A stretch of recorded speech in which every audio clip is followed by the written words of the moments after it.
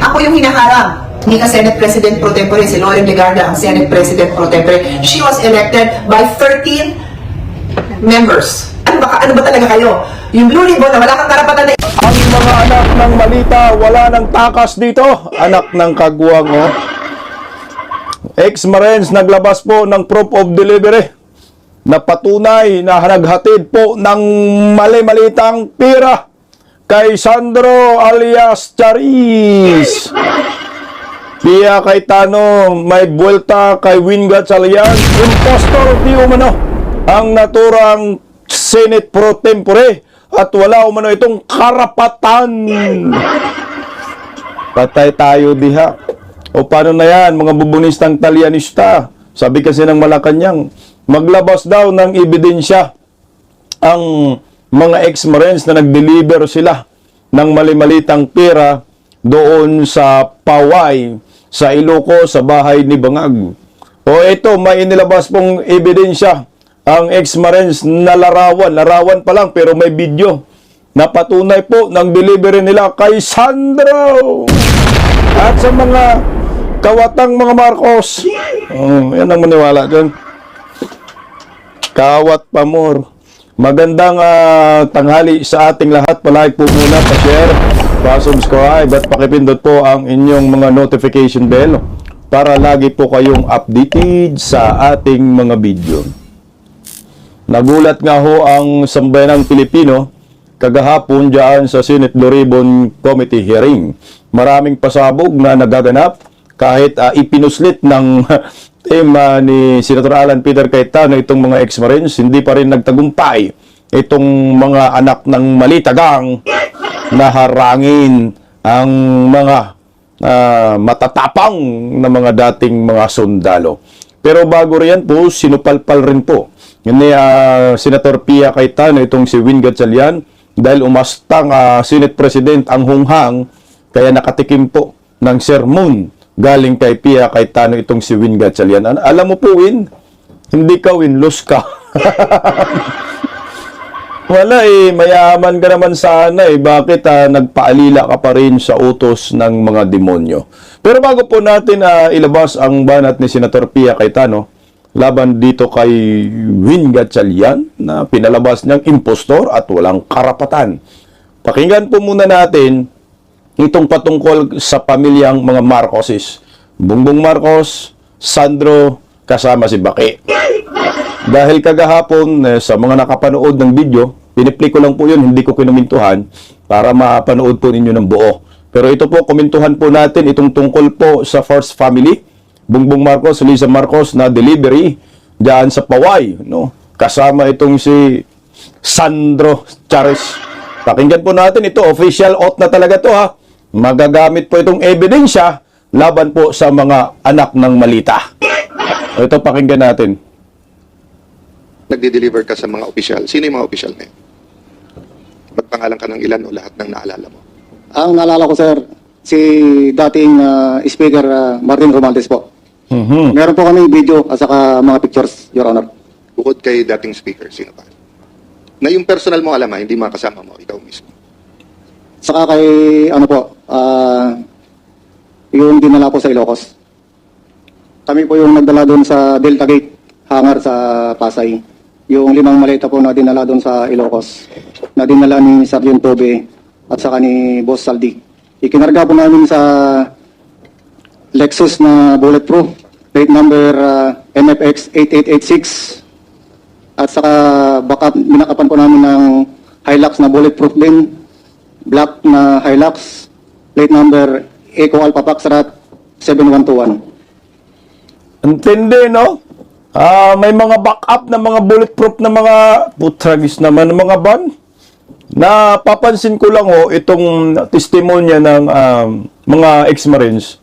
Yung delivery nila, pinaka-minimum 5 malita. Kay Tuta Soto, 5 malita, no? Dito kay sa pamilyang Marcos sa Paway, 5 malita din. Yung kakaiba dito kay Erwin Tulpok, dahil lumabas 8 malita yung delivery kay Erwin Tulpok, anak ng kamuti, no? Abusado talaga, ha? Mga anak kayo ng malita, tuloy, Para kanino naman yung dinala ninyo? Ang narinig ko po nun, sir, para kay President Marcos, sir. Narinig mo lang. Baka naman, kung baka naman hindi totoo yung... Kasi nandun ka ba nung i-deliver? Kami po kasi yung nagdala doon sa Delta Gate, sir. At si Sergeant Tubi po ang kasama ni Boss Aldi na pumunta doon sa Ilocos. Kasama nyo si Congressman Saldico nung mag-deliver kayo? Kami po yung nagdala, sir, sa Delta Gate. Then sila Sergeant Tubi at saka ni Boss Aldi ang nagdala po doon sa Ilocos. Okay, itong si Sir, sa yung nagbibitbit papuntang airport hangar sa Pasay, Delta Beach. So hinakot nila yung 5 malita. Siguro galing to sa kay Martin Romualdez ba? Yan din hindi natanong saan ba galing yung malita na 5. Hinakot nila at dinala malamang sa bahay ni Saldico no, dun sa Forbes Park. Dinala dun sa Delta Hangar para isakay sa eroplano tapos ilipad papuntang Paway. So iba naman yung nagpunta ng Paway. So ito na nga ho, magsasalita do para at least malinaw tayo. Kasi nung una, akala ko naman si Sir ay kasama talaga doon na pumunta sa Paway, Ilocos. Yung mga escort pala ng mga Lexus van ay dito lang, papuntang Pasay para isa kayong malita sa chopper ni Saldico na yung chopper nga ho na nakikita natin, ito yung mga chopper na sinasabi nila ho. Nandiyan si Tuda Soto at si Pinky Lacson. Approve daw sa malita. O, ayan o, dinala. Baka dyan rin po yung Delta, yung may chopper dyan. Okay, pakinggan natin yung mismong tao na nag-deliver doon sa Paway para kay Bongbong Marcos daw narito. Mr. Chair, saan sa Ilocos? Your Honor, ako po si Belnard Ito yun.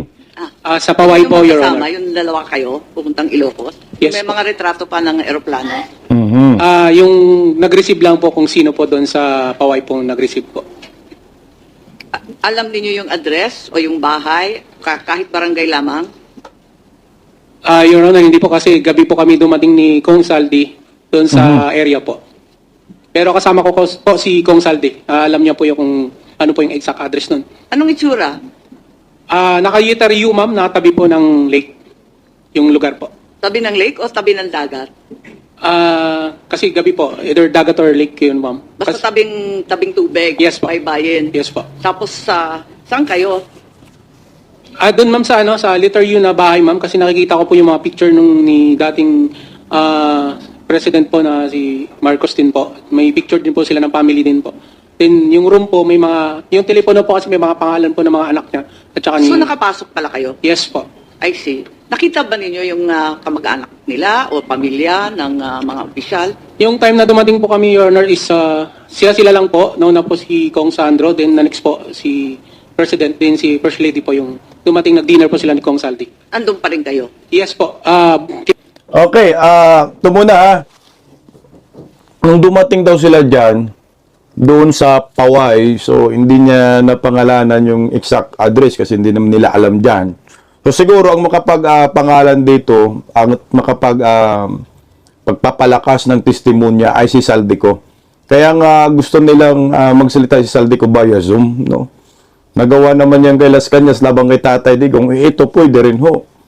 Ang una nilang kaharap si Sandro Marcos. So pagkatapos, dumating yung mag-asawa na si Bongbong Marcos at si Liza Baki, no? Para i-receive yung 5 mali-malitang pera, putang ina. Pag ikaw Pilipino, magagalit ka dito sa mga to. Sobrang gahaman. Tapos, kumain muna, nag-dinner daw sila kasama si Saldico. Kaya Saldico, malaki ang papel mo dito, anak ka ng kagwang, maglabas ka na ng bagong video. Tuloy oh. Kinamukha na po kami bumalik po ng Maynila po. Kailan kayo nagpa-picture? Nakita ko may mga retrato pa kayo eh. Your Honor, natandaan ko 2022 pero di ko matandaan yung... Pero that was the same visit nung naghatid kayo ng Yes po, maleta. yes, Your Honor. Thank you po. May So- mga kopya ba attached? I haven't had the time to look at this, Attorney Baligo. Do you have copies here? Because I've seen them before, but I'm not certain that they've been submitted officially to the committee and to the chairman. Yung picture po ni Sergeant Tube, nakasama si Congressman Sandro, and then, may picture po pero hindi ko sinama dyan. Meron din po siyang picture nakasama si BBM. Pero hindi Okay. ko rin po sinama sa affidavit. So ngayon, ito na nga ho yung nangyayari na delivery sa Paway. So malamang, yung delivery nila dyan, para lang talaga yan kay, kay Bongbong Marcos. Kasi, meron din delivery para exclusive kay Sandro, anak ng Kagong. Sandro! Bata ka pa, kawatan ka na! Eh, kanino ba mana? Kawatan ng lolo. Kawatan ng tatay. Siyempre, ang anak, kawatan din. Yung apo, sobrang kawatan. Ay, nako naman. Kamalas-malas ng Pilipinas, no? Yung mga namumuno ngayon, mga anak ng malita. Tama talaga si Tatay Digong, nasa dugo ng mga Marcos ang pagkakawatan. Kaya dahil, bawi tayo dahil sa 2028. Kailangang managot ang dapat managot. So ito, may ilalabas din akong video. Ito na po yung patungkol kay Sandro. Na delivery kay Sandro, tumanggap din ng malita. Pakinggan po natin. At may picture po na inilabas. Narito. Nga natin kanina. Pwede kayang ipakita lang sa body. Please identify sino nakakuha nitong picture na to, saan at sino-sino yan. Your Honor, ako po yan yung ang kumuha ng picture po si Kong Saldi po kasi tatlo lang po kami nandyan po eh.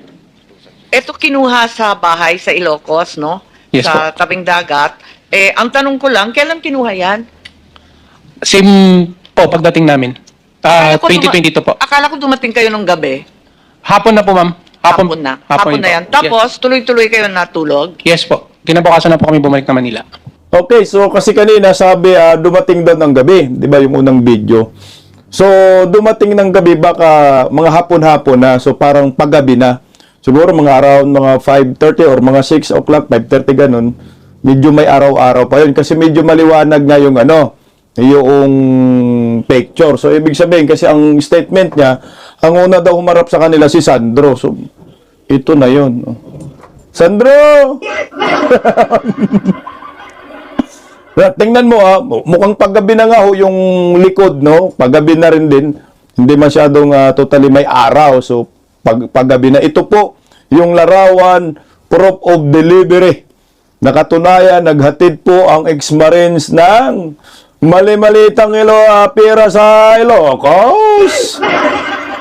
Ang awkward nga lang dito, yung nagtatanong Marcos. Yung inimbestigahan Marcos. Yung inakusahang kawatan Marcos. Pero yung gustong mag-imbestiga Marcos din. Anong nangyari sa Pilipinas? So ayan po yung larawan na inilabas po, no? Ng ex-marine na patunay na kaharap nila si Sandro. Yung naka-face mask, yan, 2022 daw po yan, siya po yung nagsasalita. No?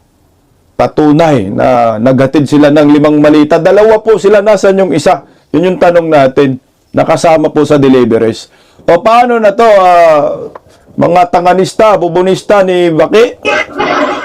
May may ebidensya man, sabi ni Claire Castro, maglabas ko ng ebidensya ng deliver. O paano ito?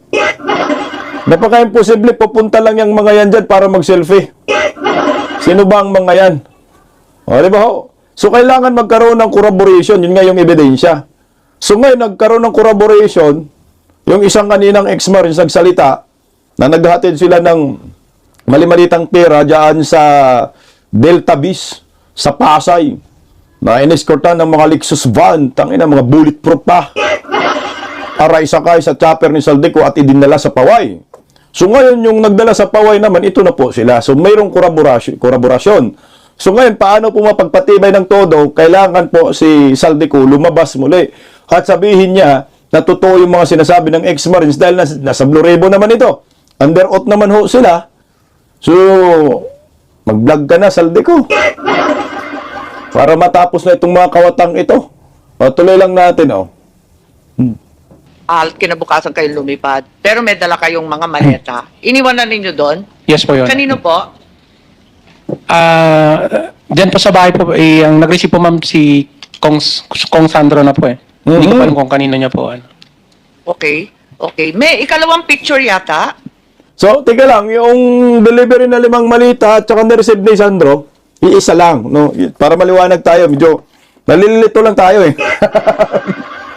So, yung 5 malita na ni-receive ni Sandro, at para kay Bongbong Marcos, na may larawan ngayon na inilabas, ay isa lang yon. So iba, kasi merong ding nakalista doon si Sandro eh.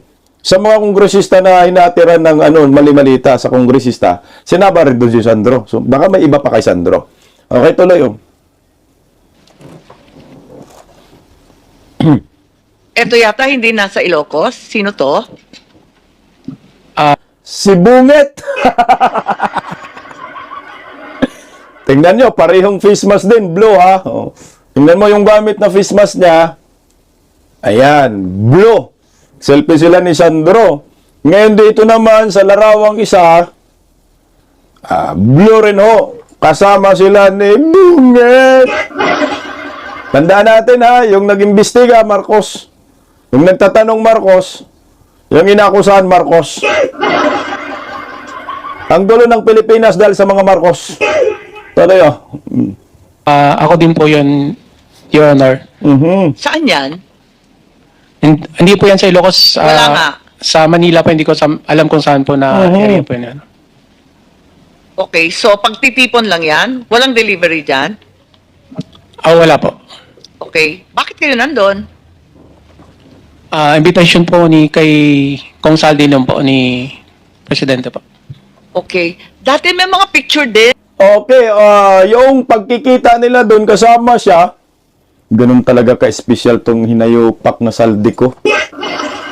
Ay, inimbita lang si Saldico, no? Mga, kain tayo sa bang hotel yan? Maidas Hotel ba yan? Mahal na hotel yan eh. So, siyempre, nung nandun si Saldico, kasama yung mga bodyguard. So, isa siya sa nakasama. Tangina, no? Wala na, nagkunik-kunik ng mga kawatan. Siyempre, importante sa kanila si Saldico. Si Saldico yung delivery boy. So, mukhang ang lumabas nga, pag tinignan natin ito kasi balikan natin ng konti. Naalala po ninyo yung video ni Saldico? Sabi ni Saldico, wala po akong nakuhang malita dyan. Wala po akong nakuhang pera dyan. Yung mga pera na yan, ay dinideliver ko lamang dito kay Bongbong Marcos at Martin Romualdez.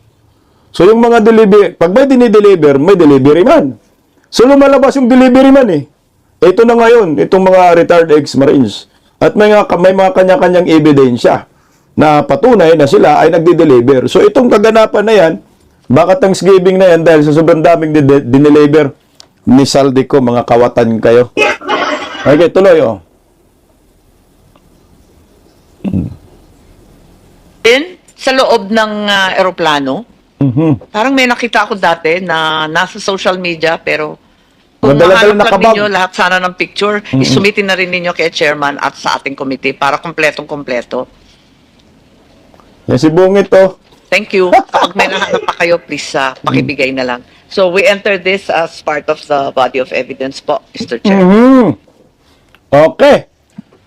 Thank you, Sen. Amy. O, ito na. Magiging ebidensya na po yung mga larawan ni Bongbong Marcos at ni Sandro Marcos sa susunod na mga panahon pag magsampa na po ng kaso laban dito sa mga buhayang ito, pamilyang buhaya na nag-imbestiga, kapamilya din nila.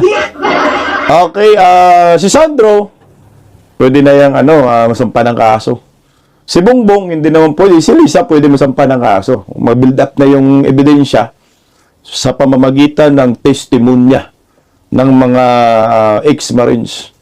Yan po yung tinatawag na testimonial evidence na mayroong kolaborasyon sa pagnanakaw sa kaban ng bayan. Si Bongbong kasi may immunity man, so po hindi pa siya pwedeng makasuhan. Paano siya makasuhan? Kailangan siya ma-impeach. Pero si Lisa Marcos, Sandro Marcos, wala pong immunity, so pwede po silang makasuhan. Kaso nga lang, paano po makasuhan yan? Yung ombudsman hawak ng bangag admin, DOJ hawak ng bangag admin, siguro in the future. Bahala ng taong bayan kung ano po ang kanilang damdamin dito sa delivery na mali-malitang pera sa pamilyang Marcos. Tuloy yun. Kayo pong lahat na nagkusa na pumunta rito kahit na alam ninyo na ang gagawin ninyo ay maaring Kapahamak. magdulot sa inyo ng mga bagay na hindi makakabuti sa inyo at sa inyong pamilya kagaya ng nangyari kay Gutisa. Master Sergeant Gutesa. kahit na gano'n ang iniisip ninyo, anong nagbunsod sa inyo para dumating kayo rito, lalong-lalo na sa panahon pa naman na ang Senado ay nagkakaroon ng Kaguluhan. sabihin na nating Pagnanakaw siguro, ng kapangyarihan. paano ba natin i-describe ang nangyayari sa atin ngayon? Ang nangyari po kahapon ay simply a naked power grab. Hmm.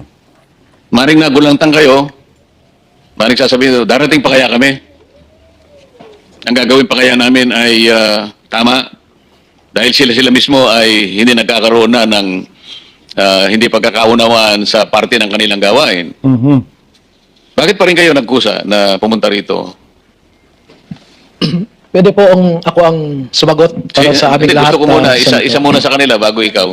Nag-usap po kami kahapon at yan nga ang katanungan. Dahil nakatanggap din po kami ng email na kinakancel ni Senator Tulfo ang supposedly Blue Ribbon hearing ngayon at in-schedule niya daw sa June 8 po, no?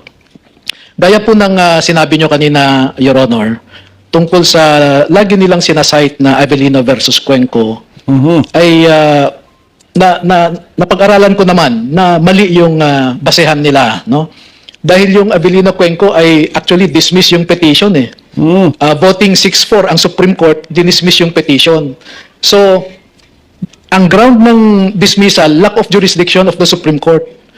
So, wala silang pwedeng gamitin na it's not part of our juris actually. Kaya yung sinasabi nilang computation doon, sinite nila yung absence ng isang senador, obiter, alam naman natin po yung obiter dictum po, no? So kung dinismiss mo yung kaso for lack of jurisdiction, wala kang pwedeng ibang gawin eh. And anything that is said there, aside from the dismissal, is meaningless. Oh. Kaya po, minarapat namin na dito sa committee na ito na inimbitahan nyo kami dumalo. Dahil nakita po namin na yung attempt ni Senator Tulfo is a pretension of power. So kinikilala po namin yung committee na ito na pinangungunahan ni Senator Pia at kayo po bilang chair ng subcommittee. At naniniwala pa rin po kami na ang Senate President ay si Senator Peter Cayetano. Yan po ang pananaw namin. Kaya dumalo po kami ngayon. Sa legal aspect kasi, attorney, dahil sa abogado ka, kahit pa paano meron kang mapagbabasihan, alam mo kung sino yung tama. Paano po to ngayon? Ito na ho yung problema natin, no? Dahil nagkaroon po ng power grabbing, ang tawag yan, power grabbing, pagnanakaw sa kapangyarihan dyan sa Senado, dahil bigla po silang nagkaroon ng motion at binakanti lahat ng komite dahil ayon po sa mga kawatan sa Malita, anak ng Malita, ay may quorum daw sila na 12. Paano po yun? Ang kampo ni Senator Cayetano ay hindi po nila inuunor kasi nga labag sa batas. So itong pinagbasihan ng mga kawatan ay nung 1949, 1930s na batas. In 1987 na po tayo eh. Constitution, nagkaroon na po tayo ng people power, so wala na yung batas na yun. Ito na yung bago. So, excuse me po, ang sinusunod po ngayon na batas, constitution, ay yung after people power na. Yung 1987 constitution. Ang problema nga, pinatawag naman ni Erwin Tolpoc Bindalo, yung malitagang na to, no? Itong 18X Marines sa June 8. So, ang sabi naman ni Baligod, ang inaano lang namin na ino-honor namin na Blue Ribbon ay yung Blue Ribbon ni Pia Cayetano. So, paano po ito? What for example, pinadala naman sila ng imbitasyon sa June 8 na mag-attend kayo sa Blue Ribbon Committee hearing ng mga malitagang. Sa akin lang, pwede naman hindi sila pumunta. Kasi imbitasyon, tapos may reason sila. Ang reason nila, hindi nila tinitingnan na totoong Blue Ribbon yung kay Erwin Tulfo. Ito ay peking Blue Ribbon. Peking Blue Ribbon kayo. So, pwede silang hindi pumunta. So, kung sabihin, isampina sila. Sampina namin kayo. Para pilitin namin kayo dumating. Pag hindi darating, susunod yan, iko-contempt ni Bindalo, yung 18, putang na laki ng problema. Siguro, habang ito, Erwin Tulfo, huwag ka nang magaling-galingan kasi alam na namin na hinatiran ka ng walang malita ayon sa ex-Marines. Huwag nyo nang ipilit yung kahibangan ninyo. Dahil lalo lang po ninyo ginugulo ang taong bayan. Maliwanag na yung ginagawa ho ninyo ay pagnanakaw sa kapangyarihan. Nagnakaw na nga ho kayo ng kaba ng bayan sa pamamagitan ng mali-malita ayon sa mga ex-Marines, pati ba naman yung kapangyarihan ninanakaw ninyo illegal. Putang ina, mahilig talaga kayo sa mga illegal. Mga kawatan, mga kalahi ni Judas Istas Barabas. Kaya hindi po napigilan ni Senator Pia Cayetano na birahin itong si Win Gatchalian. Ito naman si Win Gatchalian, nagpagamit din naman. Alam mo, Win Gatchalian, sayang ka, hindi ka naman na yata kasama sa Malitagang. Hindi ka naman yata nadeliberan o baka nadeliberan ka rin. Kasi kung nadeliberan ka, siyempre, sasama ka sa mga Malitagang. Kung ano yung ginagawa nilang katarantaduhan, uuyunan mo. Ang sa isip ko lang ba sana, alam mo, Sherwin Gatchalian, Sherwin nga kasi yun, hindi ka win, lose ka. Dahil sumama ka sa kanila, nagpagamit ka. Ngayon tumatayo ka, umaasta kang Senate President pro tempore, acting Senate President nga, yung feeling niya illegal nga, alam mo yun Ang 12 ay hindi majority sa 24. Pag 12 yan, tabla lang yan. 13 ang majority sa 24. Yan ang maliwanag dyan. Kaya nakahiya nga lang, di ba Kung ikaw taga Valenzuela ka, isusuka mo itong hinayopak na Win Gatchalian. Mga sakim sa kapangyarihan, idaansan na natin sa tamang proseso. Ang sabi naman ni Peter, pag 13 kayo, bababa ako ng kusa. Siyempre, automatic yan. Ang problema nga, wala kayong 13, 12 lang kayo. Natakot lang itong hinayupak na sino tong Chis Escudero kay Palaka. Nakakasuhan kaya lumipat. Wala ka palang bayag at Chis Escudero. Akala ko pa naman abogado ka. Abogago. So meron na silang dalawang abogago doon sa kampo ni Win Gatchalian. Kaya ito, binanatan po ni Senator Pia Cayetano, si Win Gatchalian. At tinawag na walang karapatan na lumalabas na impostor na Senate Pro Tempore at Senate President. Pakinggan po natin si Senator Pia Cayetano hanggang dulo. Ito yung matapang na senadura. Senadurang walang bayag pero may bayag. Bilib talaga ako dito sa magkapatid na Cayetano. Narito. Ako po yung chairman ng Committee on Blue Ribbon, and I opened the hearing and then I turned it over to the subcommittee. So, gusto ko lang ikwento sa inyo yung mga nangyari today. This morning, kasi ang hearing namin nakaset at 10 a.m. and then I'm not sure kung around 9 a.m. Kami nakatanggap ng information, and I'm not sure was there a memo issued regarding wala daw papapasukin na resource persons dahil wala daw hearing ngayon. Pero kagabi, sinabi na tuloy, alam niyo, sorry balikan ko kasi ang hirap ikwento na kahit akong nagkikwento, gulong-gulo ako sa kanila. So first of all, Sherwin Gatchalian is saying that he is the acting Senate President. Yun ang talaga sa kanya na mga kasamahan niya. Okay? So, yun yung basihan niya kuno ng paglalabas ng mga kung anumang issuances or orders na yun. Okay? Na siya daw ay acting president. Ito lang gusto kong maliwanag sa ating lahat. Okay? This is the 1987 Philippine Constitution. Sabi ng Constitution natin, Article 6, Section 2, the Senate shall be composed of 24 senators. And then Article 6, Section 16, 2 says, a majority of each house shall constitute a quorum to do business. And then may rules din kami. Rule 2, Section 2 of the Senate rule states, the officers of the Senate shall be elected by the majority vote of all its members. So, to be clear, itong officers ng Senate, ito po yung Senate President, yung Senate President Pro Temp, pati yung Sergeant of Arms, Secretary, etc. So, clear din sa rules namin na the officers of the Senate shall be elected by the majority vote of all its members. Correct. Ang na-elect po dyan is Senator Alan Cayetano as the Senate President, Senator Loren Legarda as the Senate President Pro Tem around 4 weeks ago. Hindi pa po nagbago yun. So kung may bagong ma-elect by a majority vote of all its members, then you need 13 votes na magkaroon ng bagong Senate President and Senate President Pro Tem. Clear Correct. po yun.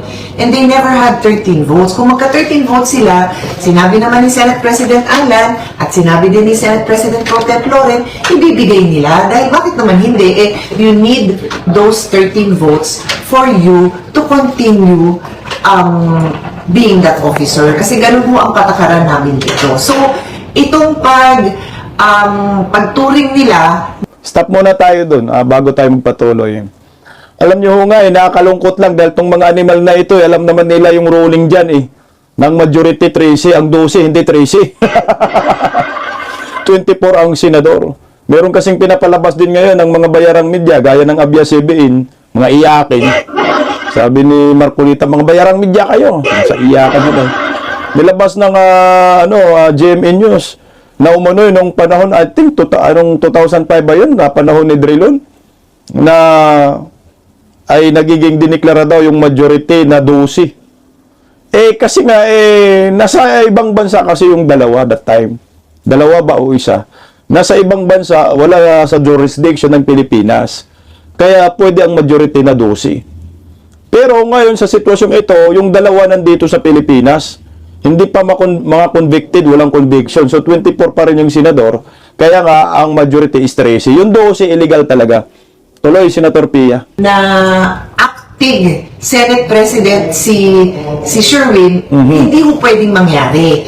Wala silang karapatan na i-elect siya dahil hindi ho sila 13. Tapos siya rin, no, nung naging acting siya, naging Senate President Pro Temp siya, may Senate President Pro Temp pa tayo. Diba? Hindi ko napapahabain yung diskusyon na yan. I can if you want more because very clear din sa rules natin kung kailan papalitan ang President.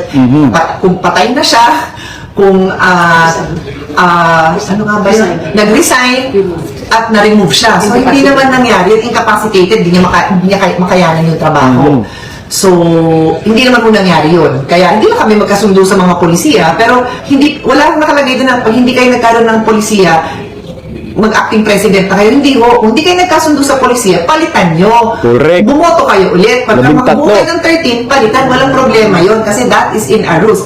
Ayaw man ng Senate President umalis, pag naka-13, alis. Pero wala nakalagay doon na pag hindi kayo nagkasundo sa policies, gagawa kami ng acting kahit 12 lang kami. Wala akong ganun. So having said that, yun supposedly ang basihan ngayon ni Sherwin Gatchalian na gumawa siya ng mga order. So sinabi niya, wala na daw Blue Ribbon hearing kahapon. In-announce niya yun. Hindi naman niya pwedeng sabihin yun kasi hindi naman, sino siya para sabihin yun? Hindi kami, it is not legal yung pagbigay niya ng advisory na gano'n dahil I am the Blue Ribbon Chairman Committee. I called a hearing. May hearing talaga kaming nakatalaga today. Pero sinabi nila na yung aking Ways and Means hearing, pwede daw ituloy. O, sige, dituloy ko din naman yun. Kaya ready ako pumunta doon in a few minutes. So, siguro mga 9:30, I'm not sure of the exact time, basta before 10 a.m., nakarating sa amin na nandyan na yung mga witness. And sabi na, hindi pa akitin. Ayaw daw pa akitin. So bumaba ako. And you can capture that in many news coverages that have captured it. May nakita ko sa GMA7, parang TV5, kinover nila nung pagbaba ko, tapos kinausap ko yung Senate staff, and nag-thank you nga ako sa kanila. Nakakaanga itong si Pia Cayetano. Tuloy lang natin yung banat niya kay Sherwin. Kanila after kasi they're just doing their job na inaalam nila kung sino ito, and syempre I'm sure nalilito na sila kasi may nagsabi nga sa kanila ni Sherwin na huwag silang papasukin, pero nung sinabi kong sinusundo ko, di naman sila wala namang problema. So tinawag ko na yung Marine, sabi ko halika na, pumunta na tayo dito, sumama kayo sa akin. So sumama naman sila, and then nung paliko kami, pa lang kami sa first floor, biglang nandyan na si Secretary Remulla at hinarang niya kami. Hinarang niya ako. Sino ba siya dito sa Senate? Yes, you are a Secretary of the Republic of the Philippines, but this is the Senate of the Philippines. Senator ako. Correct. So bakit mo ko hinaharang? Walang Hindi jurisdiction. ko yung maintindihan. Hindi ko yung maintindihan kung ba't mo ginawa yun. Now, idadagdag ko kasi I have pahingin ko sa staff ko ngayon. Meron din nilabas na instruction si Senator Gatchalian. Ito ba yun na sinabi niya na sinabi ni Gatchalian na pinapunta niya dito si Secretary Remulla for anong reason? To help security. Anyway, pangarap ko yung statement because hindi ako yung nagsabi ng statement niya. Siya. Pinapunta niya dito. Bakit? Ba't kailangan siya papuntahin dito? May Sergeant of Arms naman tayo. May security naman tayo. Maayos tayo dito. Ba't mo siya pinupunta? Siya yung nanggulo. Hindi niya ako pinayagan. Okay ba sa inyo yun, mga senators na kasama ko? Okay sa inyo yun? Ng isang senador, pipigilan? Hindi man tayo magkasundo sa policies. I will not allow somebody to do that to you. This is us. 24 senators, we are allowed to be here. Why would you do that? Tama ka dyan, Senator Pia Cayetano. So ngayon, maliwanag na, malinaw na si Sherwin Gatchalian ang nagtawag kay Junbic. So ibig sabihin, itong si Sherwin Gatchalian ay nagpa-control sa executive. Kasi hindi ka naman pwedeng magpatawag sa DILG Secretary dahil ikaw ay magkaiba naman kayo ng function. Meron tinatawag na co-equal branches. So ang Senate ay hindi naman po pwedeng basta-basta lang magtawag sa Secretary ng DILG dahil kontrolado yan ni Bangag. So itong ginawa ni Sherwin, baka may utos din sa Bangag sa kanya, ipatawag mo si John Vic. So ito na. Maliwanag na yung liderato ni Tuta at ngayon itong si Sherwin na nag-asta nga Senate President ay dependent po kay Bongbong Marcos. Tuloy, Senator Pia. So ito, babasahin ko sa inyo. Quoting lang naman po ako sa Inquirer. Sabi dito, Interior and Local Government Secretary John Vic Remulla went to the Senate on Thursday upon Senate President Pro Tem Sherwin Gatchalian's request. Gatchalian confirmed during a press briefing, I personally sought the assistance of Secretary Remulla to ensure order and that the Senate premises is well protected. O ano nangyari, Sherwin? Ako yung hinaharang. May kasama akong guest, yes. O, ba't kailangan gawin yun? So yun ang isipin natin pagka gumagawa tayo ng kung ano-anong mga instructions, hindi nyo iniisip kung anong nagiging consequences. Ako yung hinaharang na makapasok dito sa sariling opisina. Anyway, so nakapasok na tayo. Thank you again to the Senate staff, to the media na nakatulong, nakarating tayo doon. So okay na. Okay na. I did my opening statement dun sa Blue Ribbon Committee hearing. And then, nagpaalam na nga ako because magpe-prepare na ako for my next hearing. Tapos, nakakita na naman ako ng another announcement. Patingin ulit. Babasahin ko sa inyo. Ito, I'll just show you na lang sa... mahirap makita kasi maliit, pero I will read it. I will read it to you. So, this is coming from the... from Sherwin Gatchalian, Senate President Pro Tempore. Ulitin ko, hindi ka Senate President Pro Tempore, si Loren Legarda ang Senate President Pro Tempore. She was elected by 13 members. 13. You were never elected by 13. Alam mo yan. So, Senate President Pro Tempore si Loren, hindi ikaw, Sherwin. Anyway, so ito ngayon ang in-issue ni Sherwin, where he is imagining that he is the Senate President Pro Tempore. Sabi niya, shortened work hours for June 4 today. Since no official business has been scheduled today. Doon ako nalilito. Kasi sinabi kahapon, tuloy yung hearing ko. So ano ba talaga?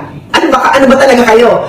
Yung Blue Ribbon na wala kang karapatan na i-cancel, kinancel mo, pero hindi namin na binibigyan ng validity yung statement mo. Yung Ways and Means ko, sabi mo tuloy, pero ngayon naman sinabi mo, since there is no official business that has been scheduled today. Bakit?